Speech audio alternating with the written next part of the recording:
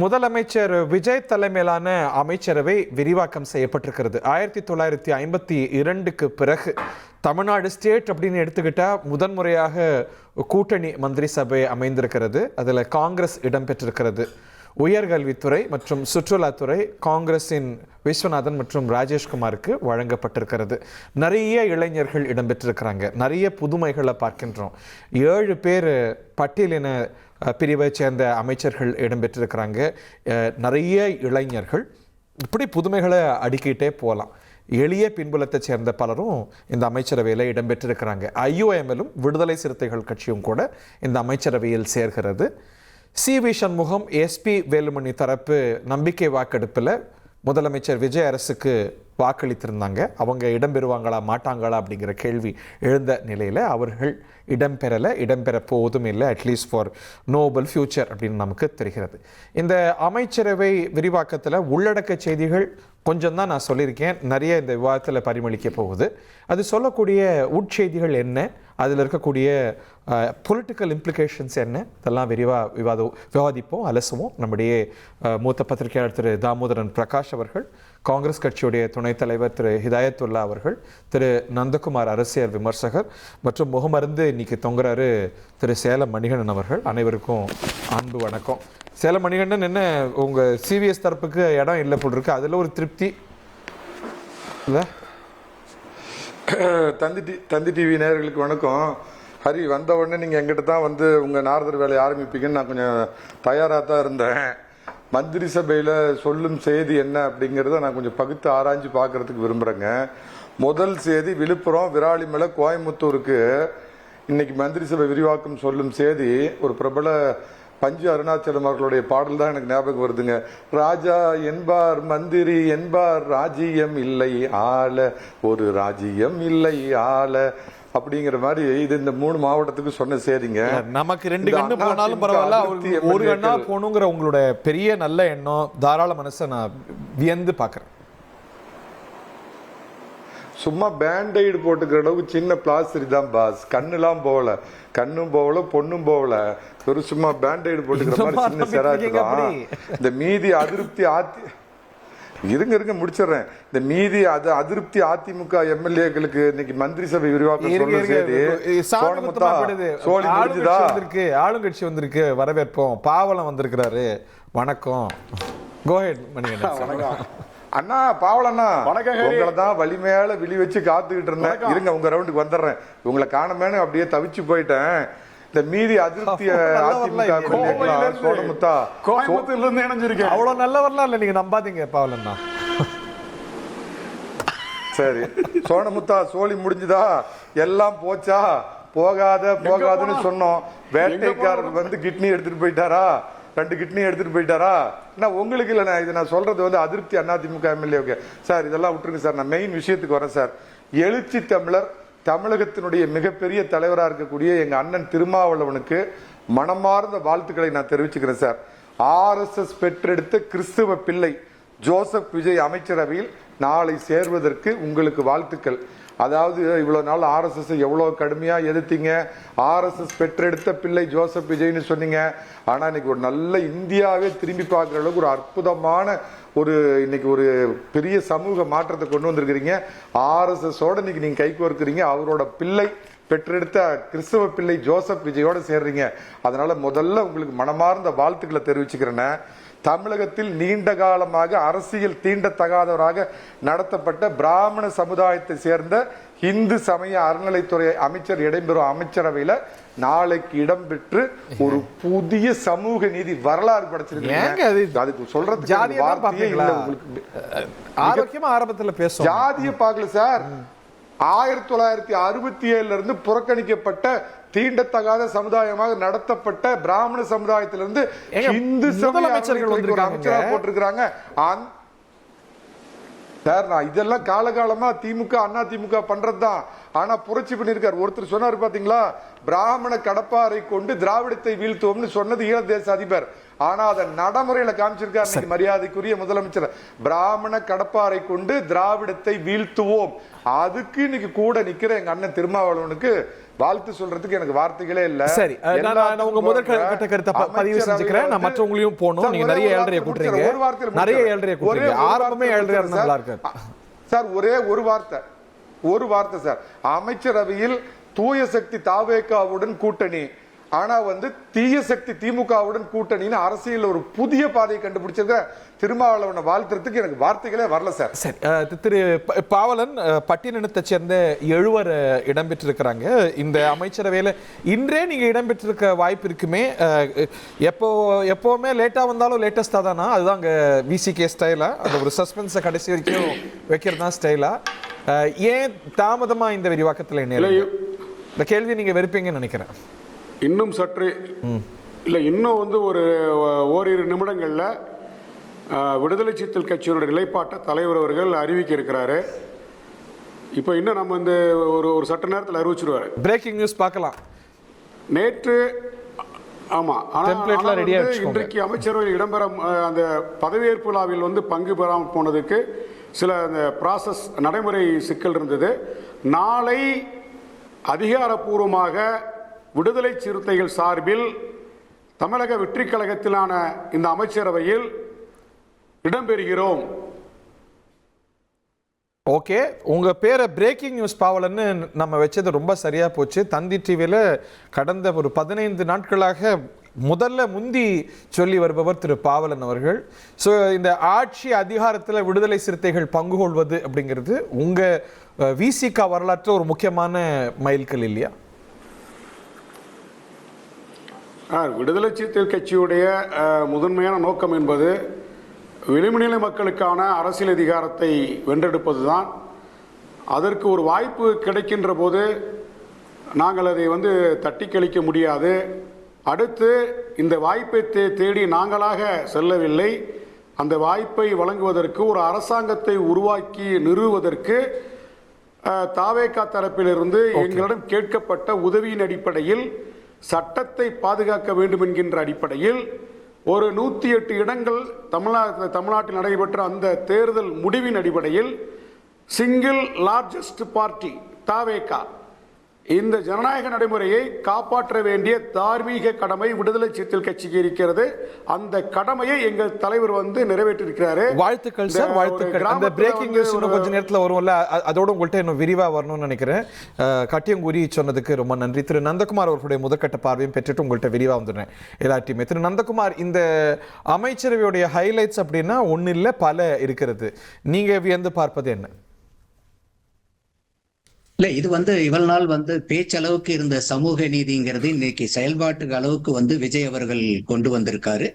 அதோட விஜய் அவர்கள் மேல பல கேள்விகள் எழுப்பிக்கிட்டே இருந்தாங்க. நீங்க கட்சி ஆரம்பிக்க முடியுமா? கட்சி ஆரம்பிச்சா நடத்த முடியுமா? கட்சி நடத்தினா உங்களால கூட்டம் சேர்க்க முடியுமா? கூட்டம் சேர்த்தனாலும் உங்களால வேட்பாளர்களை நிறுத்த முடியுமா? வேட்பாளர்கள் நிறுத்தினாலும் ஜெயிக்க வைக்க முடியுமா? சோ ஜெயிக்க வச்சிங்கனாலும் உங்களால மெஜாரிட்டி வருமா? அதே மாதிரி 108 எம்எல்ஏக்கள் வந்ததுக்கு அப்புறம் உங்களால மெஜாரிட்டியை காமிக்க முடியுமா? 118 காமிக்க முடியுமா? கடைசியில 144 வந்துச்சு நம்ம சட்டசபையில. அதுக்கப்புறம் திமுக கூட்டணி கட்சியை தான் வச்சிட்டு இருக்காங்க, அவங்கெல்லாம் திமுக கூட்டணியில இருந்துகிட்டு இங்க ஆதரிக்கிறாங்க அப்படிங்கிற மாதிரி சொன்னாங்க. இது எல்லாத்துக்குமே ஒவ்வொரு காலகட்டத்தையும் அந்த கேள்விகளுக்கு பூராமே அவர் பதில் சொல்லாம அவருடைய செய்கைகள் பதில் சொல்லிக்கிட்டே இருக்கு. இன்னைக்கும் பாருங்க, இப்ப கூட பாவலன் அவர்கள் நீங்க சொன்ன மாதிரி பிரேக்கிங் பாவலனா மாதிரி அவர் சொல்லியிருக்காரு இடம் பெறுவோம்னு. ஐயுஎம்எல்லும் பாத்தீங்கன்னா பாபநாசத்தினுடைய எம்எல்ஏ பங்கெடுப்பாங்கன்னு சொல்லியிருக்காங்க. நம்ம காலையிலேயே நம்ம அந்த நிகழ்ச்சி நிரலுக்கு அப்பவே நம்ம பேசியிருந்தோம். ஒரு 7 நிலைப்பாடு தான் நமக்கு வியப்பா இருக்கு. காலையில கூட விவாதிச்சோம். இப்ப இணையக்கூடிய நேர்களுக்காக அதை ரீப்ளே கூட பண்ணலாம். நம்ம ஐயுஎம்எல் நிலைப்பாடு பாருங்களேன். நாங்க இந்த கூட்டணி மந்திரி சபையில பங்கு கொள்றோம், ஆனா திமுகவோட கூட்டணியா இல்லையா அப்படின்னா பின்னாடி பார்ப்போம் அப்படிங்கிறாங்க. ஒரு கூட்டணி மந்திரி சபையில பங்கு கொள்வது இன்னொரு கூட்டணியில பயணிப்பது அப்படிங்கிறது ரெட்டப்படகுல சவாரி செய்யற மாதிரி இல்லையா? இல்ல, இது நகைப்புக்குரியது. ரெட்டப்படகுல மட்டும் சவாரி இல்ல, இது ஒரு நகைப்புக்குள்ளானது. அவர் எந்த அடிப்படையில எந்த காரணத்துல இந்த வார்த்தைகள் அவருக்கு தவறி வந்ததா இல்ல பிளான்டா வந்த ஸ்கிரிப்டான்னு தெரியல.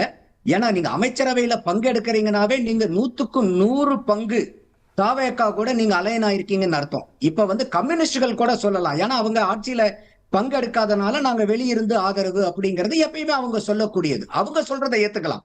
ஆனா நீங்க மந்திரி சபைன்னு போய் உட்கார்ந்ததுக்கு அப்புறம் முழுக்க முழுக்க இது உங்களுடைய ஆட்சி.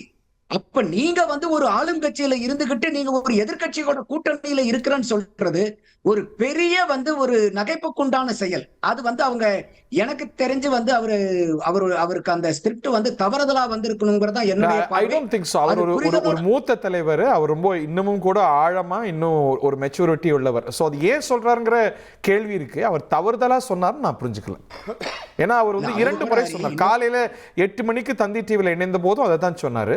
11 மணிக்கு செய்தியாளர்கள் மாத்தி கேட்கும் போதும் சொல்றார். அது வந்து தெரியாம வந்ததா நான் நினைக்கல. அதை பத்திய கேள்விகள் நீங்க சொல்வது போல இருக்கு.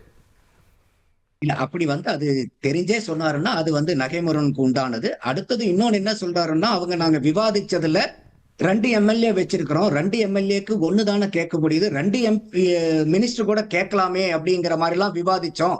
ஆனா வந்து இப்ப அவங்க சொல்லி இருக்கிறது நமக்கு ஒரு எம்எல்ஏக்களா தான் வந்து அவங்க கேட்டிருக்கிறாங்க. அதனால வந்து நம்ம இப்பத்திக்கு ஒன்னை எடுத்து நம்ம போவோம், அதுக்கப்புறம் வந்து நம்ம 2வது மந்திரியை பத்தி பேசுவோங்கிறதெல்லாம் பேசுறாரு. அப்போ இத வந்து நீங்க திமுக கூட்டணியில இருந்துகிட்டு நீங்க தாவேக்கால மந்திரி சபையில போறதுக்கு இந்த மாதிரி வார்த்தைகள் எல்லாம் எந்த விதத்துல வந்து ஏற்புடைய வார்த்தை? அது வந்து முற்றிலும் நிராகரிக்கப்பட வேண்டியதா தான் நான் பாக்குறேன். அதோட வந்து விஜய் அவர்கள் பத்தி இன்னொரு வந்து பெரிய குற்றச்சாட்டு என்ன சொல்லிக்கிட்டு இருந்தாங்கன்னா, பாருங்க எல்லாமே வெளியிருந்து வந்த கட்சிக்காரங்களுக்கு தான் வந்து அவங்க சீட்டு கொடுக்குறாங்க, அவங்க கூட காலகாலத்துக்கு பயணிச்சுக்கிட்டு இருந்தீங்களை எல்லாம் வந்து அவங்க வந்து நிராகரிக்கிறாங்கன்னாங்க. கடைசியில பார்த்தா இன்னைக்கு விஜய் மக்கள் இயக்கத்துல அவங்க ரசிகர்களா இருந்து விஜய் மக்கள் இயக்கமா மாறி அதுல பணியாற்றிக்கிட்டு இருந்த 16 பேர் இன்னைக்கு வந்து அமைச்சரவையில பங்கெடுத்துக்கிறதா. அப்போ எந்த அளவுக்கு வந்து, ஏன்னா இந்த விமர்சனமும் பெரிய அளவுக்கு வந்து விஜய் அவர்கள் மேல வைக்கப்பட்டது, அதற்கும் ஒரு பதிலடி கொடுத்திருக்காரு. விஜய் அவர்களுடைய ஸ்டைல் ஆஃப் ஆபரேஷன் என்னன்னா, அவர் எந்த கேள்விக்கும் அவர் வாயை திறந்து பதில் சொல்லாம தன்னுடைய செய்கை மூலியமாவே அத்தனை கேள்விகளுக்கும் பதில் சொல்லிக்கிட்டே வராரு. அடுத்தது தமிழ்நாட்டுல சமூக நீதி, ஆமா அதே மாதிரி தமிழ்நாட்டுல வந்து சமூக நீதினா என்ன ஆச்சுன்னாக்கா, பிராமண எதிர்ப்பு தான் சமூக நீதி, பிராமணிய எதிர்ப்பு சமூக நீதி இல்ல, பிராமண எதிர்ப்பு தான் சமூக நீதின்னு வந்து ஒரு தவறான சித்தரிக்கப்பட்டிருந்த இடத்துல இன்னைக்கு 2 பிராமணர்கள் வந்து இன்னைக்கு மந்திரி சபையில் அமைக்கும் போது அவங்களுக்கும் ஒரு சமூக நீதியை வந்து நிலைநாட்டி இருக்காரு. இந்த எல்லா சமூக நீதியும் நிலைநாட்டுறதுக்கு சோகால்டு இவங்க சொன்ன மாதிரி சோகால்டு ஒரு நடிகன் வந்துதான் இந்த சமூக நீதியை வந்து இன்னைக்கு 60 ஆண்டு கால ஆட்சிக்கு அப்புறம் இதெல்லாம் நிலைநிறுத்த வேண்டியதா இருக்கு. இன்னொன்னு முக்கியமான ஒரு இது என்னன்னாக்கா, இன்னைக்கு வந்து ஐயா ராஜீவ்காந்தி அவர்களுடைய மறைவு தினத்தன்னைக்கு 59 ஆண்டு காலம் தமிழக மந்திரி சபையில இருந்து வனவாசம் இருந்த காங்கிரஸ் ஐயா அவர்கள் முன்னாள் பிரதம மந்திரி ராஜீவ்காந்தி அவர்களுடைய நினைவு நாள் அன்னைக்கு இந்த மந்திரி சபையில உள்ளார போய் இன்னைக்கு அவங்க ஆட்சியில உட்கார்ந்து இருக்கிறது உள்ளபடியே காங்கிரஸ்காரர்கள் ஒவ்வொருத்தருக்கும் அவங்களுக்கு வந்து ஒரு பெருமிதமான நாளாவும் கேட்போம். இது வந்து உங்களுக்கு ஒரு வரலாற்று தருணம். அவர் சொல்வது போல ராஜீவ்காந்தி நினைவு நாள்ல வருவது அப்படிங்கிறது it cannot be just மியர் coincidence. இது உங்களுக்கு ஒரு பெருமையான விஷயம். பேராசிரியர் காதர் மொஹிதீனோட நிலைப்பாடு பற்றி விமர்சனத்தை எழுப்பியிருக்கிறார். நீங்க காலையில கூட விளக்கி சொன்னீங்க. இன்னைக்கு ஆபீஸ் முடிச்சு புதுசா பாக்குறவங்க நிறைய பேர் இருப்பாங்க, அதுல ஒரு நகைமுறை இருக்கிறதா நீங்க பார்க்கலையா? மறைந்த அமரர் ராஜீவ்காந்தியை பற்றி சொன்னீங்க. இந்தியாவை 21ஆம் நூற்றாண்டுக்கு இட்டு சென்றவர். விண்வெளி, தொலைத்தொடர்பு, கணினி எல்லாற்றுக்கும் ஒரு முன்னுதாரணமாக முன்னணியில் இருந்தவர். அதனால் இந்த நேரத்தில் அவர் நினைவு கூறுவோம். ஒன்று, இன்றைக்கி நந்தகுமார் பேசின பல விஷயங்களில் நான் ஒத்து போகிறவன். ஒரு விஷயம் ஏதோ நகைப்புண்டார் பேராசிரியர் காதர். நகைப்புன்னு சொல்ல நகைமுறைன்னு சொன்னார். நகைப்பு சொல்லிட்டு அப்புறம் நகைமுறை சொன்னார். ஓகே, நகைப்பு சொன்னீங்களா? மேபி தட் வாஸ் வெரி ஆமா ஆமா ரெண்டையுமே சொன்னேன். நான் எப்பவுமே உண்மைக்கு மாறா சொல்ல மாட்டேன், முறையாக தான் பேசுவேன். ஆமாம், அது நிறைவாக தான் பேசுவேன். அதனால் ஒன்றும் கவலைப்பட வேண்டிய. அவர் சொன்ன நகைப்புங்கிறது வேண்டியதில்லை, அதில் திகைப்பு இருக்க வேண்டியதில்லை. ஒரு சகிப்போடு நீங்கள் பார்த்தீங்கன்னா ஒரு உண்மை தெரியும். நீங்கள் நிறையா பேருக்கு தெரிய வேண்டிய உண்மையை நான் இப்போ உங்களை வரவழைக்கிறேன். இந்தியா கூட்டணின்னு ஒன்று இருக்குது. இந்தியா கூட்டணி, அதில் கம்யூனிஸ்ட் கட்சி இருக்குது, திமுகவும் இருக்குது. உங்களுக்கு நன்றாக தெரியும். கேரளாவில் நாங்கள் எப்படி இருக்கோம்? கம்யூனிஸ்டும் காங்கிரஸும் நேரடி எதிராக இருக்கும். உங்களுக்கு நல்ல தெரிஞ்ச விஷயந்தான். ஒரு காலத்தில் மம்தா பானர்ஜி இருக்கும்போது அங்கே மம்தா பானர்ஜிக்கு எதிராக கம்யூனிஸ்டும் காங்கிரஸும் களம் கண்டதை நம்ம பார்க்குறோம். அதனால் இதில் வந்து திகைக்கவும் வேணாம், நகைக்கவும் வேணாம். ஒரு பகைப்பும் இதுல தேவையில்லை. தேசிய அளவுல கூட பார்த்துருக்கோம், அதுவே வித்தியாசமானது தான். அதுல இன்னொரு வித்தியாசமா ஒரு ஸ்டேட்டுக்குள்ளேயே 2 கூட்டணியில் இருக்கிறதெல்லாம் நம்ம பார்த்தது இல்லை சார். அதுக்கு தான் ஒரு உதாரணம் சொல்றேன். இதுவரை ஒரு மதசார்பற்ற கூட்டணின்னு ஒன்று இருந்துச்சு. இன்றிலிருந்து அது 2 மதசார்பற்ற கூட்டணியா மாறி இருக்கு. இந்த உண்மையை நீங்க புரியணும். எப்படின்னா திராவிட திராவிட கட்சி அதிமுக கூட்டணி சொல்ல விட்ட மாதிரி எனக்கு ஒரு நிமிஷமாக கொடுத்தா போதும், மக்களுக்கு போய் சேரணும் இல்லையா? நான் ஒரு சப்ஜெக்ட் எடுத்து வைக்கிறேன். 2 மதசார்பற்ற கூட்டணின்னு சொல்றேன் தமிழ்நாட்டில். ஒன்று திராவிட முன்னேற்ற கழக தலைமையில் இருந்த கூட்டணி, இருக்கிற கூட்டணி, அதில் இங்கே இருக்கவங்க இருக்கலாம், அங்கே இருக்கவங்க இருக்கலாம். 2வது இன்றைக்கு மாண்புமிகு முதல்வர் நம்முடைய விஜய் அவர்களுடைய தலைமையில் இருக்கிற மதசார்பு கூட்டணி. அதுக்கு உங்களுக்கு விளக்க சொல்கிறேன். அவர் நினைச்சிருந்தா 47 49 அதிமுகவோட நேரடியாக பேசி வாங்கியிருக்கலாம். அந்த பக்கமே அவர் போகலை. எங்கே போனார்? 2 இடங்களாக இருந்தாலும் முஸ்லீமிக் அலுவலகங்கிறது மறைக்கார் தெருங்கிறது ஒரு சின்ன படி, அங்கேயும் போனார். அதே மாதிரி இசிகா அலுவலகத்துக்கு போனார், கம்யூனிஸ்டுகளுடைய கட்சிக்கு போனார், எல்லா இடத்துக்கும் போனார்னா அதில் என்ன உங்களுக்கு விஷயம் சொன்னால் மதசார்பற்ற கூட்டணி தான் இருக்கணும்னு ஒரு முடிவில் இருக்கார் அவர். சரி, வந்ததுலேருந்து அவர் செஞ்ச ஒவ்வொரு விஷயத்தையும் பாருங்கள். இன்றைக்கி நீட்டு விஷயமா இருக்கட்டும், இருமொழி கொள்கையாக இருக்கட்டும், எல்லா விஷயத்துலையும் அவங்க அதில் தெளிவாக இருக்காங்க. அதே மாதிரி திராவிட மாடல் ஆட்சி செய்த அந்த மகளிர் உதவி இருக்கு, அதை நாங்கள் செய்கிறோம்னு சொல்லியிருக்காங்க. இப்படி இன்றைக்கு ஒவ்வொரு விஷயத்திலும் அவர்கள் திராவிட முன்னேற்ற கழகம் செய்ததில் எந்த மாறுபாடு இல்லாமல் செஞ்சுக்கிட்டு வர்றாங்க. அது அல்லாமல் சார் மைனஸ் பிஜேபி சார், திமுகவுக்கும் அதிமுகவுக்கும் ஒரு கொள்கை நீங்கள் வச்சுப்போமே, பிஜேபியோட அதிமுக கூட்டணி இல்லைன்னு. இப்போ திமுகவோடும் அதிமுகவோடும் ஒரு கட்சி ஒரு நேரத்தில் உறவு கொள்ள முடியாதுல்ல, அது சாத்தியம் இல்லைல்ல. பட் இன்னைக்கு நிறைய வித்தியாசங்களை பார்க்குறோம். பட் இது சஸ்டைனபிளாங்கிற கேள்வி இருக்கு. அதாவது அசாத்தியம் என்பது சாத்தியமாகிறது தான் உலகம். மாற்றம் ஒன்று தான், மாறாத ஒன்று. யார் யாரோடும் கூட்டி சேர முடியும், அதெல்லாம் காலத்தின் கட்டாயம். அப்படி ஒரு நிலைமை சமீபத்தில் வந்துச்சா இல்லையா? சகோதரர் திருமாவளவன் அவர்களை முதல்வராக்கணும் ஒரு முடிவு வந்துச்சு. அல்லது எடப்பாடியார் தனக்கே அது வேணும், திமுகவை ஆதரிக்கணுங்கிறதுலாம் வந்துச்சு. அது உண்மை பொய்யாங்கிறது மக்களுக்கு தெரியும். எதுக்கு சொல்ல இதே சகோதரர் பாவலன் இருக்காரு. 8 நாளைக்கு முன்னால நானும் அவர் இன்னொரு தொலைக்காட்சியில் கலந்துக்கிட்டோம். அப்போ நான் ஒரு வேண்டுகோள் தொலைக்காட்சியிலே வச்சேன். சகோதரர் திருமாவளவன் அவர்கள் திருச்சி கிழக்கை கேட்டு அவர் அமைச்சராக வேண்டும், அல்லது முதல்வர் நினைத்தால் அவருக்கு இன்னும் கூடுதல் மரியாதை கூட கொடுக்கலாம்னு சொன்னது 8 நாளைக்கு முன்னே சொன்னேன். இன்னைக்கு அது ஒரு பேச்சு அடிபடுது. அப்போ தாவேகாவுக்கு ஒரு முதலாக ஒரு பாராளுமன்ற இடங்களை தேர்தலுக்கு பிறகு கிடைக்க வாய்ப்பும் இருக்கு. ஒரு முக்கியமான விஷயத்தை எழுப்பியிருக்கீங்க, பாவலன்ட்டே விளக்கம் வாங்கிடுவோம். அதுக்கு இன்னமும் வாய்ப்பு இருக்கா? ஏன்னா திருச்சி கிழக்குக்கு எலெக்ஷன் இருக்கு. பட் அந்த மாதிரி ஒரு ப்ரொபோசல் முதலமைச்சர் தரப்புக்கிட்டே திருமாவளவனே பங்கு கொள்ளலாம் அப்படிங்கிற மாதிரியான கொடுக்கிறது முதல்வர் விஜய் அவருடைய விருப்பம். நாம கேட்கறது வேற, அவர்கள் சொல்றது வேற. திருமாவளவன் அவர்கள் வந்தார்னு சொன்னா அமைச்சரவையில் இடம்பெற்றா இந்த அமைச்சரவை இன்னும் சிறப்பாக செழுமையாக செல்லும் என்பதில் தான் நான் சொன்னேன். யார் இடம்பெற போறாருன்னு தலைவர் அறிவிப்பார், உங்க தலைவர் அறிவிப்பாரு. பட் நீங்க ஜஸ்ட் நேத்தியும் பேசணும், நீங்க காலையிலையும் பேசணும். Just to set the record straight, நீங்க அமைச்சரவையில் இடம்பெறும் பொழுது தமிழக வெற்றி கழக கூட்டணியில தான் இடம்பெறீங்க, கூட்டணி மாறுறீங்கன்னு தான் பொருள் இல்லையா? உடைச்சு பேசுறோம். ஆமா, ஓகே. இப்ப நான் பேசுறேன். அதே போல திரு ஹிதாயத்துல்லா சொன்னார்ல, அந்த ப்ரொபோசலுக்கு ஆமா உங்களுக்கு தான் பாவலன் சார். திருமாவளவனும் கூட அமைச்சரவையில் பங்கு கொள்வது இன்றோ இந்த ஃபியூச்சர் அகேஷன்ல வாய்ப்பு இருக்கிறதா? அந்த மாதிரி ப்ரொபோசல் தமிழக வெற்றி கழக தரப்புல இருந்து இருக்கிறதா? நாட் ஜஸ்ட் விசிகே, திருமாவளவன் பலரும் அந்த மாதிரி விருப்பப்படுறாங்க. திருச்சி இடைத்தேர்தலில் தலைவர் எழுச்சி தமிழர் போட்டியிட்டு இந்த தாவேகாவுடைய அமைச்சரவையில் இடம்பெறணும், அதுவும் துணை முதலமைச்சராக இடம்பெறணும்னு சொல்லிட்டு பல தரப்புல பேசுறாங்க. எங்க கட்சியிலிருந்து நிறைய முன்னணி பொறுப்பாளர் இந்த மாதிரி கோரிக்கை வச்சிருக்காங்க. அது தாவேகா தரப்பிலிருந்து சில பேர் பேசினாங்க. பொதுவா ஒரு தலைவர் மேல இருக்கக்கூடிய திருமாவளவன் கேபினெட்ல இடம்பெற அவங்களும் விரும்புறாங்களா? யாருடைய தரப்புல இருந்து? தாவேகா அரசு. யாருடைய தரப்புல இருந்து? தமிழக வெற்றி கழக தரப்புல இருந்து. அவங்களும் அதான் ஒரு சிலர் அங்கிருந்து தலைவர் வெற்றி பெற்று தாவேகா அமைச்சரவைக்கு வரணும் அப்படின்ட்டு தாவேகா தரப்புல இருந்து சிலர் விருப்பப்படுறாங்க. ஓகே. ஆனா அது தொடர்பா எங்க தலைவர் எந்த முடிவு எடுக்கல, அந்த விவாதத்துக்குள்ள அவரும் போகல. இப்ப எனக்கு முன்னாடி இங்க என்னன்னா நேற்று வரை விடுதலை சிறுத்தைகள் திமுக அணியில் இடம்பெற்றுட்டு அந்த அணியில் தான் நீடிக்கிறோன்னு சொல்லிட்டு இன்றைக்கு வந்து தாவேக அமைச்சரோட இடம்பெற போகிறாங்களே அப்படின்ட்டு வந்து பலரும் பலவிதமாக பேசிகிட்டு இருக்காங்க. நம்ம சேலம் மணிகண்டன்லாம் வாய்க்கு வந்து பேசிகிட்டு இருக்காரு.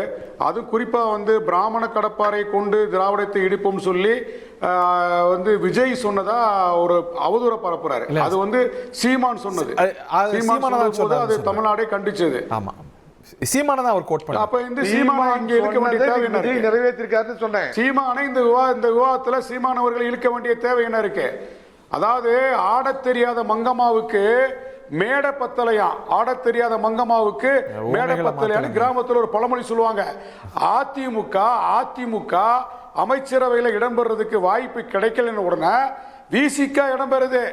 ஆளுகின்ற ஒரு அரசுல விசிக எப்படி இடம் பெறலாம், கம்யூனிஸ்ட் எப்படி இடம் பெறலாம், காங்கிரஸ் எப்படி இடம் பெறலாம் வந்து அடிவயிறு எரிய இங்க மணிகண்டன் வந்து அது குற்றச்சாட்டை வச்சுட்டு இருக்காரு. சார் வந்து அரசியல் கட்சிகள் வந்து வாய்ப்பை எதிர்நோக்கி அந்த கட்சியின் நலன் கருதி, எதிர்கால நலன் கருதி தான் ஒரு முடிவு எடுக்க முடியும். இன்னைக்கு போய் நீங்க தளபதி மு.க. ஸ்டாலின் கேளுங்க, அவர் வந்து நான் எங்களுடைய ஸ்டாண்டை வந்து தவறுன்னு அவர் சொல்ல மாட்டாரு. தளபதி மு.க. ஸ்டாலின் அவர்கள் நாங்க எடுத்த அந்த முடிவு வந்து சரின்னு அவரே சொல்லியிருக்கிறாரு. அவர் சொல்லும் போது சுற்றில இருக்கக்கூடிய உங்களுக்கு ஏன் வந்து இந்த வருத்தம் ஏற்படும் தெரியல. அதை கவிழ்த்து விட முடியுமா? கவிழ்த்து விட்டு மறுதேர்தல் கொண்டு வர முடியுமா? அதை வந்து நீங்க விரும்புறீங்களா? ஓகே ஓகே, நான் கவுத்துறலாமா? ஓகே, கேட்கலாம். அரசாங்கத்தை கவுத்துறலாமா? எல்லாரும் ஆதரவு வேணா, பாமக ஆதரவு வேணா, பாஜக ஆதரவு வேணான்னு விஜய் வந்து உறுதியா நிக்கிறாரு. ஓகே, எங்க கிட்ட ஆதரவு கேட்கிறாரு. ஓகே, என்ன செய்யலாம் நீங்களே சொல்லுங்க. ஓகே, என்ன செய்யலாம் கேட்போம். பிரகாஷ் சார், உங்களுக்கு தர நீங்க கோல் போடுங்க. ஓகே, பால் உங்களுக்கு தர சார், நீங்க கோல் போடுங்க சார். ஓகே, மணிகண்டன் சார் ஏதோ கோல் போடுறீங்களா? ஒன்றும் இல்லைங்க. அதாவது இப்படி சொன்னவர் தமிழ் தேசிய அதிபர் சொன்னதை விஜய் இன்னைக்கு நிறைவேற்றி காமிச்சிருக்கிறார். பிராமண கடப்பாரை கொண்டு திராவிடத்தை வீழ்த்துவோங்கிறது இன்னைக்கு அவர் நடைமுறைப்படுத்தி காமிச்சிருக்காருன்னு சொன்னேன். ஒரே ஒரு கேள்வி அண்ணன் பாவலன்ட்ட கேட்கிறேன். மரியாதைக்குரிய உங்களால் ஆசிரியர் என்று விളിக்கப்படும் தீகா வீரமணி இன்னைக்கு இந்த தேரை, சமூக நீதி தேரை பின்னுக்கு இழுத்து விட்டார்கள் அப்படின்னு கடும் கண்டனம் தெரிவிச்சிருக்கிறாரு. இதையும் மீறி நம்ம எழுச்சி தமிழர் நாளைக்கு நீங்க பிராமண அமைச்சரோடு சேர்ந்து அமைச்சரவையில் பங்கேற்க போறீங்களா? கேள்வி நம்பர் 1. பிராமணருக்கு 2 பேருக்கு இடம் கொடுத்திருக்கிறது மூலம் பிஜேபிக்கு மரியாதைக்குரிய முதல்வர் ஒரு செய்தி சொல்லியிருக்கார். பிஜேபிக்கு பச்சை கொடி காமிச்சிருக்கிறதா நான் நினைக்கிறேன். இது உங்களுக்கு ஏற்புடையதா சார்? அதாவது காங்கிரஸ் கட்சியில பிராமணர்கள் வந்து அமைச்சரா இருக்கிறாங்க. நாங்க காங்கிரஸோடு வந்து அந்த அணியில இருக்கிறோமா இல்லையா? இருக்கிறோம்ல. விடுதலை சிறுத்தைகள் எங்கே இருந்தாலும் எங்களுடைய தனித்தன்மை நாங்க இழக்க மாட்டோம். சமூக நீதிக்காக வீரமணியோட கருத்துக்கு உங்களுடைய பதில் என்ன? தீகா தலைவர் வீரமணியோட கருத்துக்கு என்ன பதில்? அதுக்கு வாங்க சார். அவர் நிலைப்பாடு சார் அதே மரியாதைக்குரிய திரு வீரமணி அவர்கள் தான் பிராமண சமூகத்தை சேர்ந்த ஜெயலலிதா அம்மையாரை சமூக நீதி காத்த வீராங்கனை புகழார கோபால். இது வேறவாயா கோபால்? ஐயோ, நேத்து வரைக்கும் எங்க வீரமணி கோபால், இது வேறவாயா? இருங்க. இல்ல, நீங்க தவறா புரிஞ்சிருக்கீங்க. நாங்க இப்பதான் அமைச்சரவைக்குள்ள போறோம். ஆட்சியை காப்பாற்றிருக்கோம். தமிழ்நாட்டு நலன் கருதி மறுதேர்தல் வரக்கூடாது என்பதற்காக உங்கள மாதிரி வந்து பாஜகவுக்கு ஜால்ரா அடிக்கக்கூடியவர்கள் தாவேக அமைச்சரவையில் இடம் கொடுக்க கூடாதுன்னு நாங்க போறோம். Okay, point taken. அதுல வந்து அதனால வந்து இதுல வந்து நான் விளங்கிக்கிறேன். இப்ப நீங்க தான் வந்து நேத்து வரைக்கும் வேற மாதிரி பேசுனீங்க, இன்னைக்கு வேற மாதிரி பேசிட்டு இருக்கீங்க. ஓகே, விடுதலை சிறுத்தைகள் எந்த இடத்துல இருந்தாலும் எங்களுடைய தனித்தன்மை இழக்க மாட்டோம். ஓகே, நாங்க தாவேக அரசாங்கத்தில் இருக்கக்கூடிய குறைகளை மீண்டும் வருவோம். பிரகாஷ் சார், இப்ப எல்லாரும் நிறைகளை நிறைய பேர் பேசிட்டாங்க. உங்களுக்கு விமர்சனங்கள் இருக்கு? அதுல விமர்சனங்கள் என்னன்னா, ஐயுஎம்எலுக்கு சிறுபான்மையை நலத்துறை, விடுதலை சிறுத்தைகளுக்கு ஆதி திராவிடர் நலத்துறை. இது வந்து இவங்க 2 பேரும் பெர்ஃபார்ம் பண்ணுறதுக்கான ஒரு விஷயமே இல்லையே. பட் அதில் நம்ம இன்னத்தையும் சேர்த்து தானே பார்க்கணும். 2 கல்வித்துறையும், உயர்கல்வித்துறையும் சரி, பள்ளி கல்வித்துறையும் சரி, பட்டியலின சமூகத்தினருக்கு கொடுத்துருக்குறாங்க. 7 பேருக்கு கொடுத்துருக்குறாங்க. அதையும் சேர்த்து பார்க்கணும். அதெல்லாம் பார்க்கலாம் சார். நீங்கள் வந்து 7 பேருக்கு கொடுங்க, 2 உயர்கல்வித்துறையும் பள்ளிக்கல்வித்துறையும் கொடுங்க, அது தாவேக்கால இருக்க தலித்துகளுக்கு தானே காங்கிரஸ்ல இருக்கிற தலித்துக்கும் பொது தொகுதியில் வென்ற தலித்துக்கும் கொடுத்துருக்கீங்க, ரைட்டுங்களா? ஆனால் விசிகா அந்த இடத்துக்கு போகிறதுன்றது தலித் விடுதலைக்கான இயக்கம். அவங்களுக்கு வந்து உயரிய பொறுப்பு கொடுக்காதது மிகவும் வருத்தத்துக்குரிய ஒரு விஷயம். அவங்களுக்கு ஒரு பெரிய கேபினெட் அந்தஸ்தில் முக்கியமான துறைகள் கொடுக்கும்போது, உதாரணத்துக்கு உள்ளாட்சி நிர்வாகம், ஒவ்வொரு கிராமத்துலேயும் பஞ்சாயத்துலேயும் கொடியேற்றுவதற்கு விடுதலை சிறுத்தைகள் ரொம்ப கஷ்டப்படுறாங்க. திமுக ஆட்சியில் கடுமையான விமர்சனங்களே வந்தது, எங்களை கொடியேற்ற கூட விடல அப்படின்னு. ஒவ்வொரு கிராம பஞ்சாயத்து சம்பவத்திலலாம் பாவலனே இருந்தார். இன்னைக்கு அந்த விஸ்வநாதன் வெற்றி பெற்றிருக்கக்கூடிய மேலவளவு அந்த ஊர் தான் வருது, பாவலனோட ஊர் அந்த ஊர் தான். அந்த மேலவளவு சம்பவத்தில் நடந்த விஷயங்கள் என்ன? அப்போது என்னுடைய கருத்து என்னன்னா, விடுதலை சிறுத்தைகளுக்கு ஆதி திராவிட நலத்துறையை கொடுப்பதும், திமுக அதிமுக ஆட்சிகளில் ஒவ்வொரு முறையும் தலித்துகளுக்கு அதே துறை தான் கிடைக்கும், ரைட்டுங்களா? கயல்விழி செல்வராஜ்னு ஒரு அம்மா, அவங்க ஆதி திராவிட நலத்துறை அமைச்சராக இருந்தாங்க. தேவேந்திர குல வேளாளர் பிரிவை சேர்ந்தவங்க. அவங்க அந்த அமைச்சரவையில் இருந்தாங்களா இல்லையான்னு கூட யாருக்கும் தெரியாது. அந்த மாதிரி தான் அந்த துறை. மோஸ்ட்லி சென்ட்ரல் கவர்மெண்ட் ஃபண்டு, அது ரெகுலேட்டட் பை சம் ஏஜென்சிஸு, இவ்வளோ தான். உதாரணத்துக்கு ஆதி திராவிடர் நல்ல பள்ளிகளை தான் சூப்பர்வைஸ் பண்ண முடியும் அவங்களால. ஸோ திமுக அதிமுகவோட அப்ரோச்சே தாவேக்கா தொடருது. விசிகாவுக்கு இன்னும் ஹெவி வெயிட் போர்ட்ஃபோலியோ கொடுக்கலாமே அப்படிங்கிறது விசிகாக்கு இந்த விமர்சனம் ரொம்ப முக்கியமான விமர்சனம். விசிகாவோட பதிலும் வாங்கணும். பிரகாஷ் சார், உங்கள்கிட்டே தொடரலாம். விசிகாவுக்கு ஏன் ஆதி திராவிடர் நலத்துறை, அவங்களுக்கு ஆதி திராவிடர் நலத்துறை கொடுக்க போறாங்களா அப்படிங்கிறது நம்ம அசம்ஷன் தான். காரணம் என்னன்னா அதுதான் இன்னும் ஒதுக்கப்படாம இருக்கு அப்படின்னு நம்ம அசியூம் பண்றோம். இதே சொல்ல சார், நான் என்ன சொல்ல வந்தேன், நம்ம நாளைக்கு நடக்க போகிறத பற்றி பேச வேண்டியதில்லை. நாளைக்கு ஒரு நல்ல போர்ட்ஃபோலியோ எடுத்து கொடுக்கலாம். இன்னைக்கு என்ன நடந்துச்சு? ஒரு 4-5 மந்திரிக்கு உள்ள போர்ட்ஃபோலியோ மாற்றி கொடுத்தாங்களா இல்லையா? எக்ஸ்ட்ரா உள்ள போர்ட்ஃபோலியோ, முதல்வர் விஜய் அவருடைய போர்ட்ஃபோலியோ. அதனால இதைத்தான் கொடுப்பாங்கன்னு நம்ம ஏன் நினைக்கணும்? அது நடக்கிறதுக்காக தாங்க பேசுறோம். எல்லாத்தையும் டாமினேட் பண்ணி பேசிட்டு இருக்காதீங்க. நான் இப்பதான் எல்லாத்தையும் டாமினேட் பேசுறோம். என் டர்ன்ல தான் பேசிட்டு இருக்கேன். நீங்க பேசுறீங்க, என் டர்ன்ல நான் பேசுறேன். எந்த டாமினேஷன் இல்ல. அதாவது முடிவு எடுக்கக்கூடிய இடத்துல இருப்பவர் வந்து முதல்வர் விஜய். கூட்டணியில் சேர போகிறது திருமாவளவன் அவர்களுடைய கட்சி. அவங்க 2 பேரும் பேசிக்குவாங்க, கேட்பாங்க, வைப்பாங்க. நம்ம முன்கூட்டியே சிறுபான்மை தான் கொடுப்பாங்க, ஆதி திராவிட தான் கொடுப்பாங்க. சார், காமராஜர் ஆட்சியில் அதாவது காவல்துறை அமைச்சராக இருந்தாங்க. அதே மாதிரி வந்து திரு பரமேஸ்வரன் என்ன இருந்தாரு, அறநிலையத்துறை. அதெல்லாம் வந்து நாம வந்து ஒரு முடிவுக்கு வர வேண்டிய அவசியம் இல்லை. கொடுத்தா உங்க பார்வை என்ன?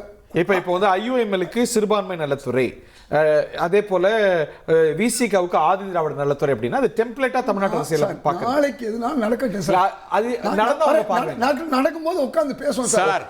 அப்பெல்லாம் உட்கார்ந்து பேச முடியாது சார். அது மாத்தணும். அது தவறுன்ற விமர்சனத்தை வைக்கிறதாங்க பத்திரிகையாளர் பார்வை. நாங்க பத்திரிகையாளரா அப்படிதாங்க பேசுவோம். உங்க பார்வை அரசியல்வாதியா நீங்க பேசுறீங்க. உங்க பார்வைக்கு எதிரா நான் பேசல. என் பார்வையை தான் நான் வைக்கிறேன். இதேதுல்ல நான் என் பார்வையை தான் வைக்கிறேன். அவர்கள் எதையும் சரியா செஞ்சுக்கிட்டு வர்றாரு, அதுவும் செய்வாருன்னு சொல்றாங்க. அந்த ஃபிளிப் சைடு, எங்க விஷயம் அந்த ஃபிளிப் சைடு, அந்த ஃபிளிப் சைடு நான் அவர்ட்ட நான் முடிச்சிரல. அந்த ஃபிளிப் சைடு, அந்த துறை வந்தா விசிகாவை விட அந்த மக்களுக்கு வேற யாரு அதை செஞ்சிட முடியும் பெட்டரா சார்? அந்த துறையை விட அந்த மக்களுக்கு வந்து சொல்லணும்னா துயரங்கள் இருக்குது சார்.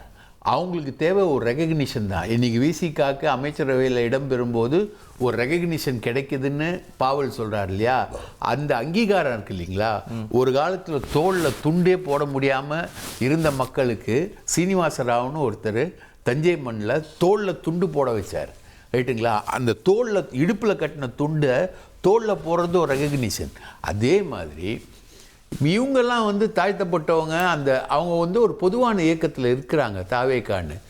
இவங்க வந்து இந்த தலித் விடுதலைக்காகவே தங்களை முன்னெடுத்து நம்ம ஸ்டாண்டலோனா பார்க்க முடியல. நான் ஏற்கனவே சொன்னதான் கோட் பண்றேன். நிறைய முக்கிய இலாக்காக்களை தலித் மந்திரிகளுக்கு கொடுத்துருக்காங்க அப்படிங்கிறத பார்க்கணும். கல்வித்துறை 2மே உதாரணம். நிறைய முக்கிய துறைகளை கொடுத்துருக்காங்க. ஆன் டாப் ஆஃப் இட் தானே நம்ம அதை பார்க்க வேண்டியிருக்கு. ஏங்க ஒன்று தெரிஞ்சுக்கோங்க, தாவேக்காவுக்கும் விசிகாவுக்கும் இருக்கிற வித்தியாசம். தாவேக்காவுக்கு என்ன கொள்கை, விசிகாவுக்கு கொள்கை இருக்கு. எல்லாருமே கொள்கை இருக்குன்னு சொல்லுவாங்க. கொள்கை இருக்கு. தாவேக்காவுடைய நடைமுறைகள் தான் கொள்கை. விசிகாக்கு கொள்கை இருக்கு, தலித் விடுதலை தான் கொள்கை. Thiru Pavalan, you are right. சில நிமிடங்களில் அறிவித்திருக்கிறார் திரு திருமாவளவன். இது உங்களுக்கு ஒரு முக்கியமான milestone. Thiru Nandakumar, you wanted to weigh in some time ago. Viduthalai Chiruthaigal கட்சியும் ஆட்சியில் பங்கு கொள்வது அப்படிங்கிறது ஒரு முக்கியமான milestone. Thiru Nandakumar, please weigh in. கட்டாயமா இது வந்து ஒரு வரலாற்று சிறப்புமிக்க ஒரு நாள். எப்படி வந்து காங்கிரஸ்க்கு வந்து இன்றைய தேதியோ அந்த மாதிரி வந்து நாளைக்கு விசிகாக்கு வந்து அவங்களுடைய தமிழக தேர்தல் வரலாற்றுல வந்ததிலிருந்து அண்ணன் தொல் திருமா சொன்னது மாதிரி கடந்த 26 ஆண்டு காலங்கள் பக்கமா அவங்களுடைய கோரிக்கை இது ஆட்சியில பங்கெடுக்கணுங்கிறது. அது இன்னைக்கு உள்ளபடியே சாத்தியக்கூறாயிருக்கு. அதுவும் வன்னி அரசு போன்றவர்கள் வந்து நெடுங்காலமாக வந்து விடுதலை சிறுத்தைகள் கட்சிக்காக கடுமையாக உழைத்த ஒரு நபர். அவர் வந்து இன்னைக்கு அமைச்சரவையில எத்தனையோ பேர் இது வரைக்கும் எம்எல்ஏக்கள் வந்து போயிருந்தாலும் இன்னைக்கு அவர் எம்எல்ஏவா இருக்கும் போது அவருக்கு அமைச்சரவையில ஒரு வாய்ப்பு கிடைக்கிறது வந்து உள்ளபடியே நமக்கெல்லாம் ஒரு மகிழ்ச்சி. அடுத்தது வந்து நான் உள்ளார வர்றதுக்காக நான் எதை சொல்ல போனேன்னா, இப்போ இந்த ஆதி திராவிடர் நலத்துறையை வந்து இவங்க ரொம்ப அண்டர் எஸ்டிமேட் பண்றாங்க. இன்னைக்கு வந்து சமூக நலத்துறையில இருந்து அந்த ஆதி திராவிடர் நலத்துறை சற்றேறக்குறைய என்னுடைய மெமரி கரெக்டா இருக்குன்னா 1988லயே வந்து அதை பிரிச்சு எடுக்கிறாங்க. ஏன்னா இன்னைக்கு வந்து பெரிய அளவுக்கு வந்து அந்த ஆதி திராவிடர் நலத்துறையில தான் இன்னைக்கு அந்த அதிகமான மக்களுக்கு வந்து நல்லது செய்யக்கூடிய துறை என்னவா இருக்க முடியும்னா அது ஆதி திராவிடர் நலத்துறை.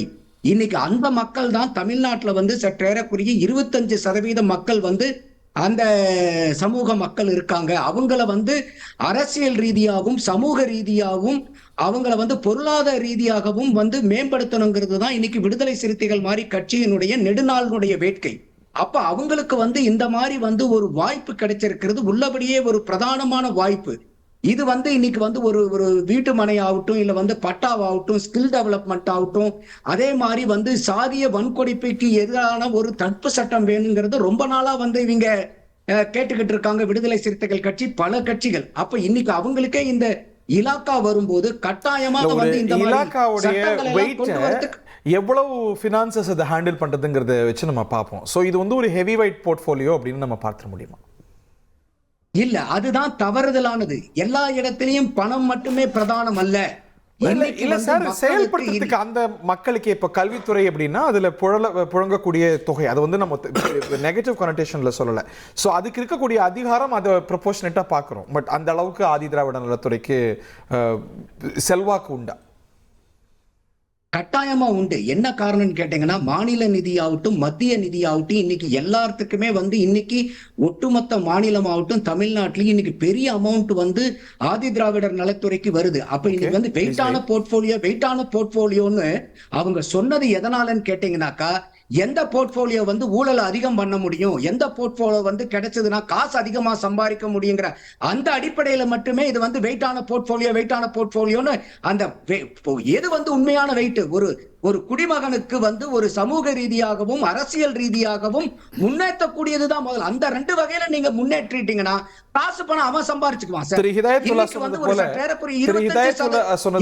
அவங்களுக்கு இந்த துறை தான் ஒதுக்க போறாங்கன்னு நம்ம அசியூம் பண்ணிக்கிறோம். Maybe we are in for surprises. But இருந்தா இல்ல நான் சொல்ல வருது என்னுடைய பார்வை என்னன்னா என்னுடைய பார்வை என்னன்னா, இந்த இலாக்கா ரொம்ப பவர்ஃபுல்லான இலாக்கா, போத் சோசியலி எக்கனாமிக்கலி பொலிட்டிக்கலி. அப்படி இருக்கும் போது அதை வந்து அண்டர் எஸ்டிமேட் பண்ணாதீங்க. இது வரைக்கும் நீங்க ஆதி திராவிடர் நலத்துறையை வச்சிருந்த அமைச்சர் பெருமக்கள் எப்படி வேலை செஞ்சாங்கன்னு இல்ல. இப்ப சப்போஸ் இது வந்து விடுதலை சிறுத்தைகள் கட்சிக்கு அந்த அமைச்சரவை ஒதுக்கப்பட்டா அதுக்கு ஒரு பெரிய மாற்றத்தை என்னுடைய நம்பிக்கை. சமீபத்தில் அது செல்வி ஜெயலலிதா ஆட்சியோ, திரு கருணாநிதி அவர்களுடைய ஆட்சியோ, திரு ஸ்டாலின் ஆட்சியோ, எடப்பாடி அவர்களுடைய ஆட்சியோ, இதுல எவ்வளவு முக்கிய மந்திரிகளுக்கு இந்த இலாக்கா ஒதுக்கப்பட்டிருக்கிறது, எவ்வளவு ஹெவி வெயிட் மினிஸ்டர்ஸுக்கு ஒதுக்கப்பட்டிருக்கு? Thiru Prakash has a different view on this matter, so you can debate. திரு பிரகாஷ், அதாவது அரசியல்ல ஏபிசிடி தெரிஞ்ச குழந்தை கூட சொல்லும், எந்த கட்சியில் இருந்தாலும் சொல்லும், அவங்க ஆதி திராவிட இனத்தை சேர்ந்தவங்களா இருந்தா ஆதி திராவிட நலத்துறையில் என்ன நடக்கும். இது வரைக்கும் நீங்கள் கேட்ட கேள்வி தான். இது வரைக்கும் கயல்விழி செல்வராஜ் யாராவது பார்த்துருப்பாங்களா?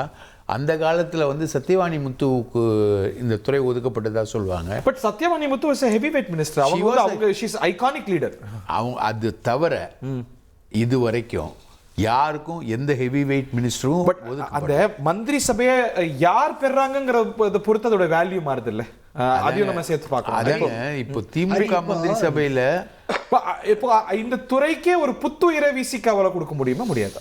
இல்லைங்க, அது முடியாதுங்க. சமூக நலத்துறையிலேருந்து பிரித்து தான் சொல்கிறாங்க.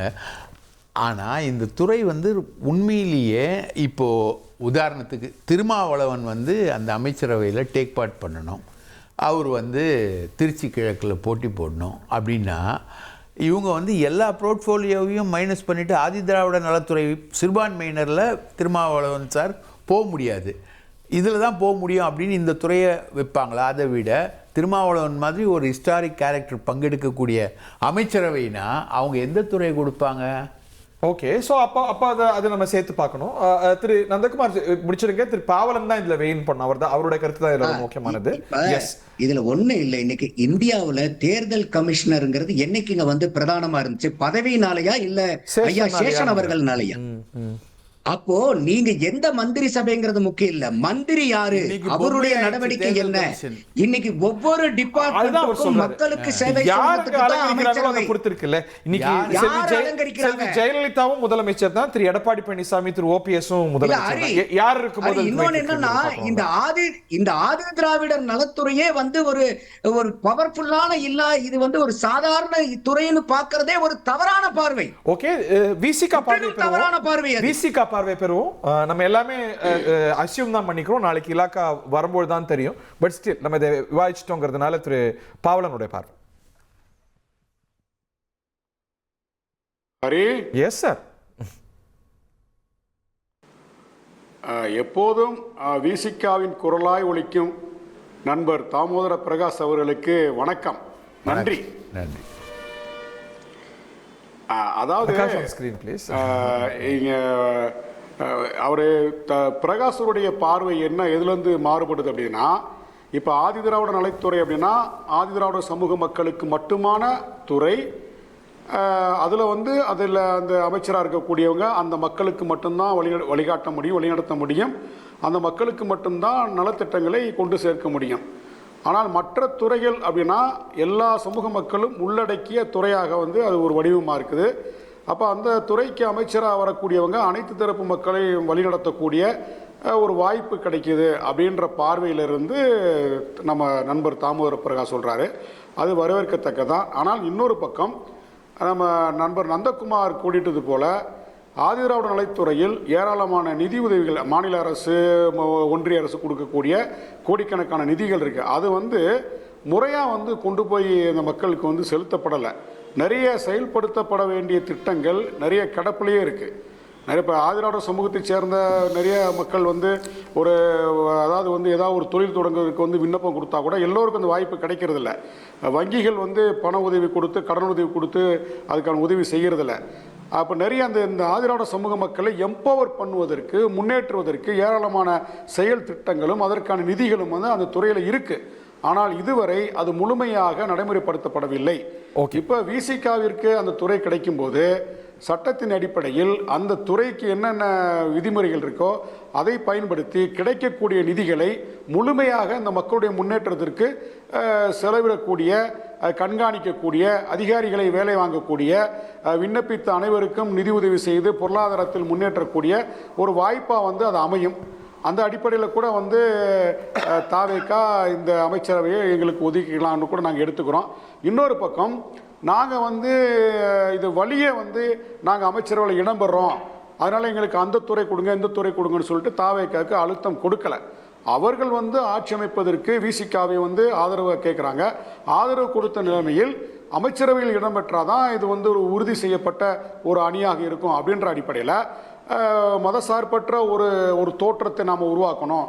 அதிமுக வேணாம், பாமக வேணாம், பாஜக வேணாம், விசிகா, இடதுசாரிகள், கம்யூனிஸ்ட் உள்ளடக்கிய ஒரு அமைச்சரவை இருந்தால் ஒரு ஏற்கனவே சொன்னது மாதிரி வந்து ஆட்சியிலும் பங்கு அதிகாரத்திலும் பங்கு அப்படின்றது ஒரு முழுமையான தோற்றத்தில் ஒரு வடிவம் பெறும் அப்படின்றது தொடர்ந்து வந்து கேட்டாங்க.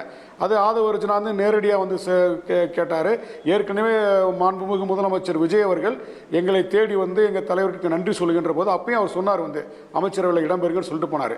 அப்போ தொடர்ந்து அவங்க தரப்பில் இருந்து ஒரு வேண்டுகோள் விடுக்கும்போது அந்த சமயத்தில் போய் எனக்கு அதை கூட இதை கொண்டு நம்ம டிமாண்ட் பண்ணுறது சரியில்லை, அவர்களாகவே பிசிகாவிற்கு இந்த தொகுதியை இந்த துறை ஒதுக்கும் போது இவர்கள் சிறப்பாக இதை செய்யக்கூடிய ஒரு வாய்ப்பாக இருக்கும். அந்த அளவுக்கு தான் நம்ம இதை பாயிண்ட் டேக்கன் சார். அனலிஸ் திரு பிரகாஷ் திரு ஹிதாயத்துல்லா அவர்களும் கூட வெயின் பண்ணீங்க. அதிமுகவோட அந்த ஃபேக்ஷனை அவன் நினைத்திருந்தா சேர்த்துருக்கலாம், பட் அது நிறைய லீகல் பொலிட்டிக்கல் சேலஞ்சஸுக்கு போயிருக்கும். பட் அதில் ரொம்ப சாமர்த்தியமாக ஒரு நகர்வு செஞ்சுருக்கிறாங்க, அதை தவிர்த்திருக்கிறாங்க, விமர்சனத்தை தவிர்த்திருக்கிறாங்க, சட்ட சிக்கல்களை தவிர்த்திருக்கிறாங்க, அரசியல் சிக்கல்களையும் தவிர்த்திருக்கிறாங்கன்னு பார்க்குறதா, இல்லை நம்பினாங்க அவங்களுக்கு வாய்ப்பு கொடுக்கலன்னு பார்க்குறதா? இல்லைங்க, இதில் வந்து என்னை பொறுத்த வரைக்கும் விஜய் வந்து ஒரு நெகட்டிவ் ரோல் தான் ப்ளே பண்ணியிருக்காரு ஏடிஎம்கே விஷயத்தில். நெகட்டிவ் ரோலா? ஆமாங்க. ஏன்னா அவர் வந்து ஸ்டாலினை பார்க்குறாரு, வீரமணியை பார்க்குறாரு, வைகோவை பார்க்குறாரு, எல்லாரையும் பார்க்குறாரு. ஏன் எடப்பாடியை பார்க்கல? மேபி அவர் கேட்டிருக்கலாம், எடப்பாடி பழனிசாமி டைம் கொடுக்காம கூட இருந்திருக்கலாம். That is also possible. Doctor ராமதாஸை பார்க்கல விடுங்க, அது மாதிரி தான் அவர் வந்து. ஆனால் அதே விஜய் வந்து நேராக போய் சிவி சண்முகம் வீட்டுக்கு போகிறாரு, வேலுமணி வீட்டுக்கு போகிறாரு, அவங்களோடெல்லாம் பேசுகிறாரு, லீமா ரோஸை பார்க்குறாரு, எல்லா எம்எல்ஏக்களோடையும் பேசுகிறாரு. அப்போது எடப்பாடி சிவி சண்முகம் வீட்டுக்கு போக முடிஞ்ச அவரால் ஏன் எடப்பாடி வீட்டுக்கு போக முடியல? அப்போது டே ஒன்லேருந்து ஒரு கேம் பிளானில் தான் விளையாடுறாங்க, ரைட்டுங்களா? அவங்க எதிர்பார்த்தது ஒரு 32 எம்எல்ஏக்களை வந்து இவங்க கொண்டு வந்துடுவாங்கன்னு எதிர்பார்த்தாங்க. அன்ஃபார்ச்சுனேட்லி அவங்களால 25 தான் கொண்டு வர முடிஞ்சது. அது இல்லாமல் ஆளுநர்கிட்ட போய் எடப்பாடி நேரடியாக கம்ப்ளைண்ட் பண்ணிட்டார். இப்போது இவங்களை மந்திரி சபையில் சேர்க்கணுன்னா இந்த மாதிரி கட்சி தாவல் தடுப்பு சட்ட புகார் இருக்கக்கூடிய ஒரு எம்எல்ஏக்கு வந்து கட்சி ஆட்சியில் சேர்க்கணுன்னா அது சம்பந்தமான கிளாரிஃபிகேஷனை வந்து கவர்னர் தாமதப்படுத்தலாம். இல்லை அப்படியே பதவி பிரமாணம் செஞ்சு வச்சா ஒரு டிஸ்குவாலிஃபிகேஷன் வந்தால் மந்திரிக்கு டிஸ்குவாலிஃபை ஆனது அப்படிங்கிறது ஒரு பெரிய சங்கடம். பட் எப்படி பார்த்தாலும் அது அவர் வந்து திமுக கூட்டணி கட்சிகள் கிட்ட டிராவல் ஆகுறது வந்து அவர் வந்து அங்கே போகாமல் இங்கே டிராவல் ஆனார், மதசார்பின்மைக்கு வந்தாரு அப்படின்ற சர்டிஃபிகேஷன் இருக்கு இல்லைங்களா, அது ஃபால்ஸ். அங்கேயும் டிராவல் ஆயிடுச்சுன்னு சொல்றீங்க. அவர் நினைத்திருந்தா டே ஒன்ல திரு பழனிசாமி அவர்களோட ஆதரவு பெற்றுக்கலாம்ல, அன்னைக்கு எல்லாம் ஒன்னா இருக்கும்போது.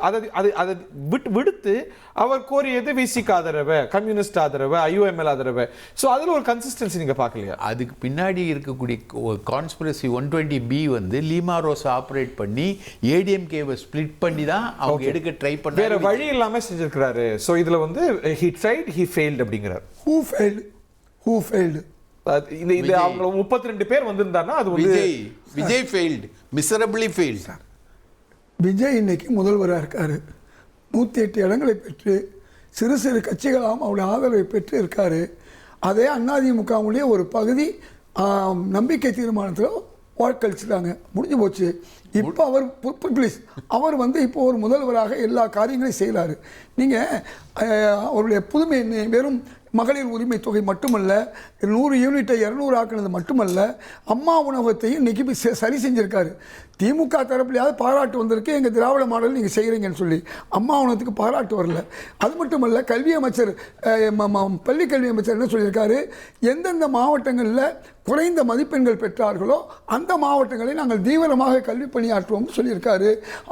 மாண்புமிகு அருண்ராஜ் மந்திரி என்ன சொல்லியிருக்காரு, அரசு அதிகாரிகளும் அமைச்சர்களும் நாங்கள் இனிமேல் அரசு மருத்துவமனையில் பண்ணுவோம்னு சொல்லியிருக்காங்க. இது பதில் இல்லையா? நான் சொல்றது இந்த மாதிரி புதுமையாக நான் என்ன பதில் சொல்லணும், நீங்கள் எடப்பாடியார் அவர்கள் வந்து ஆதரவு கொடுக்குறாரு, இல்லை அவரை போய் பார்க்குறதும் பார்க்காதும் உங்கள் விருப்பம், ஏன் விருப்பம் இல்லை சார், அது விருப்பம் அவருக்கு தெரியும். அவர் மனசில் இது கூட இருக்கலாம்.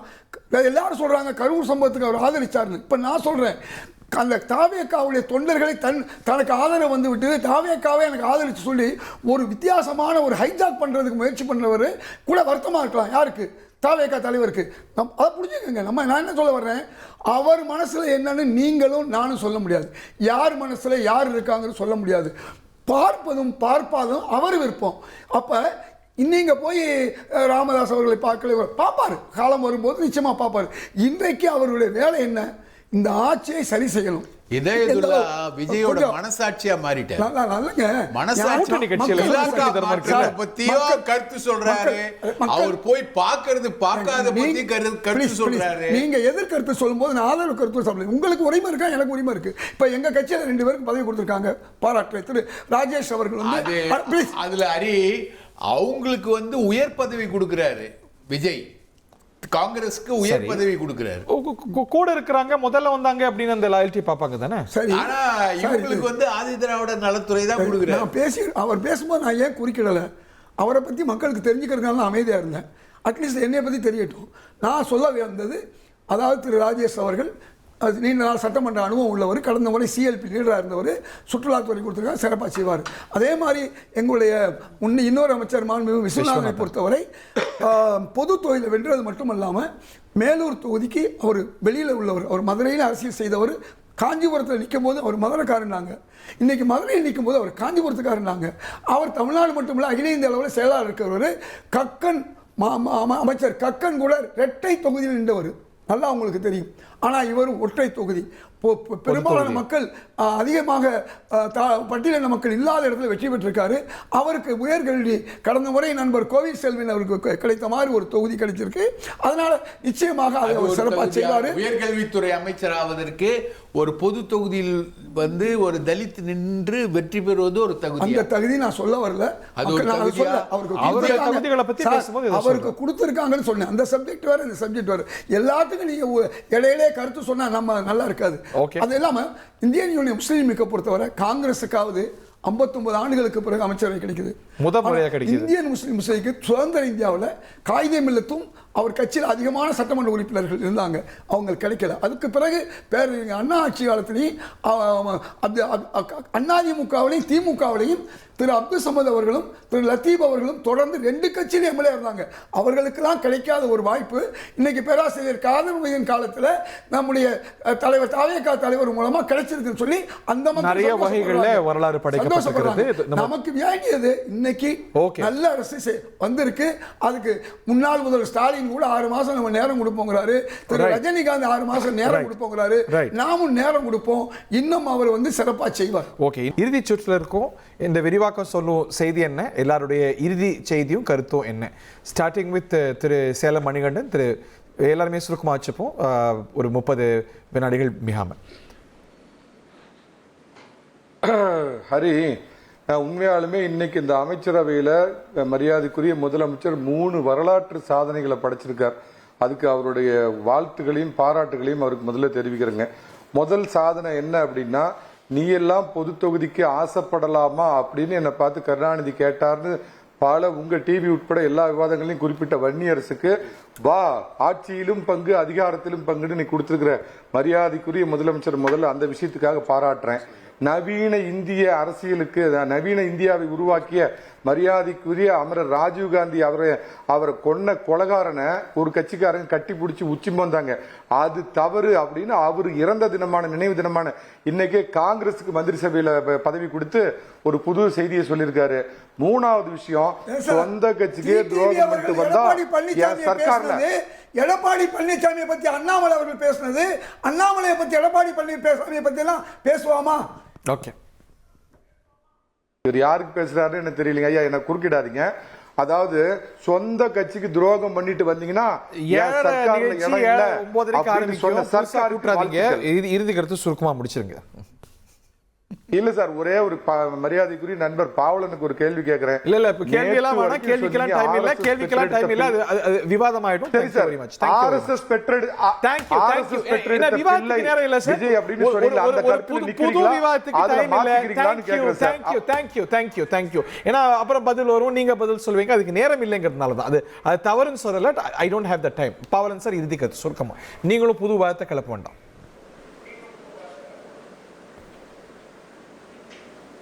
பாவலன் சார் இறுதி கருத்து. ஹரி, அதாவது கடைசி மனிதனுக்கும் ஜனநாயகம், எளிய மக்களுக்கும் அதிகாரம் என்கின்ற மகத்தான முழக்கத்தை முன்வைத்து தான் 1999 விடுதலை சிறுத்தைகள் கட்சி தேர்தல் பாதைக்கு வந்தோம், அடியெடுத்து வச்சோம். அன்றிலிருந்து இன்று வரை அந்த கனவு நனவாகவில்லை. இப்போது விடுதலை சிறுத்தைகள் கட்சியின் நீண்டகால கனவு நனவாயிருக்கிறது.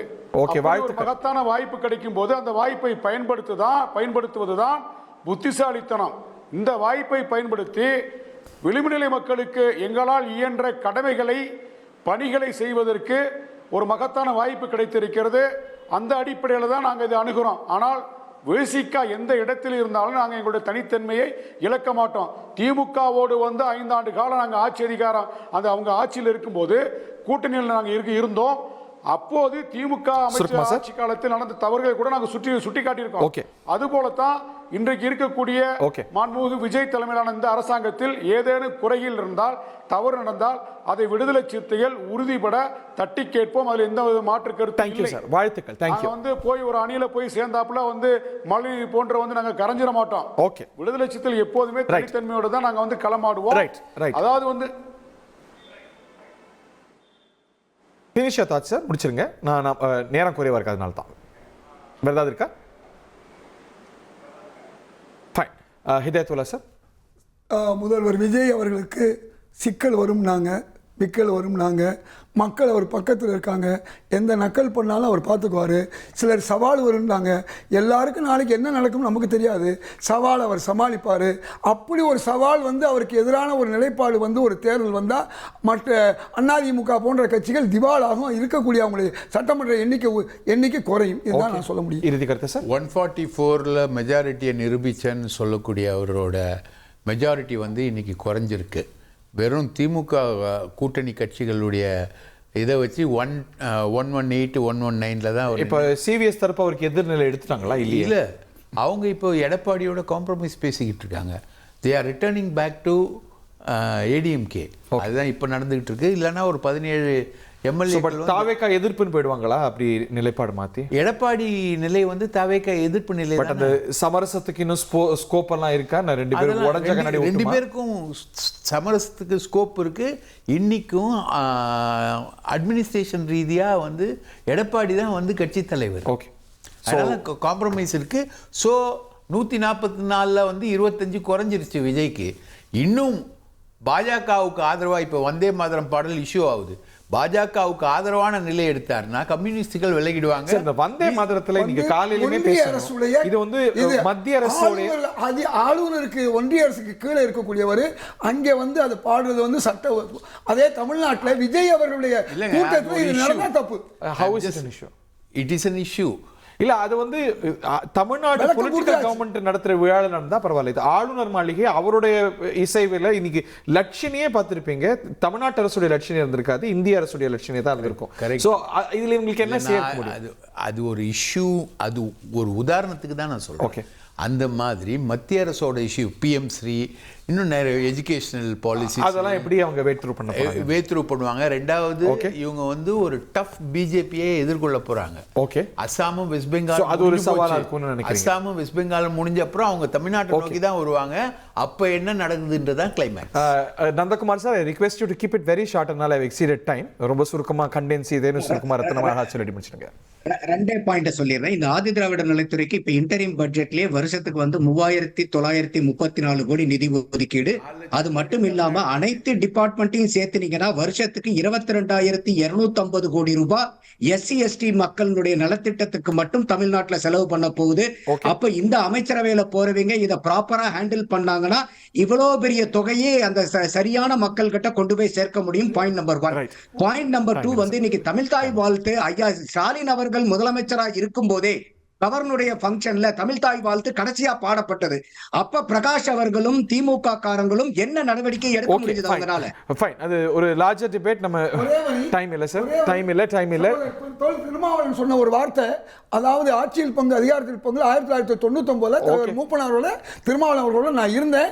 அது மட்டும் இல்ல, கடையனுக்கும் கடைத்தேற்றம் ஒரு கோஷத்தோட அன்னைக்கு தேர்தலை சந்திச்சாங்க. ஓகே, இதுல நிறைய புதுமைகளை பார்த்திருக்கோம். நிறைய இளையோர் நிறைய எளியோரெல்லாம் இடம்பெற்றிருக்கிறத பார்க்கின்றோம். பட் எந்த அரசுக்கும் சவால்கள் இருக்கு, இந்த அரசுக்கும் இருக்கு. அது எப்படி இந்த அமைச்சரவை சமாளிக்குது வருங்காலத்தில் அப்படிங்கிறத பார்க்கலாம். நிகழ்ச்சியில் பங்குண்ட விருந்தினர்கள், பார்த்தினர்கள் அனைவருக்கும் வணக்கம்.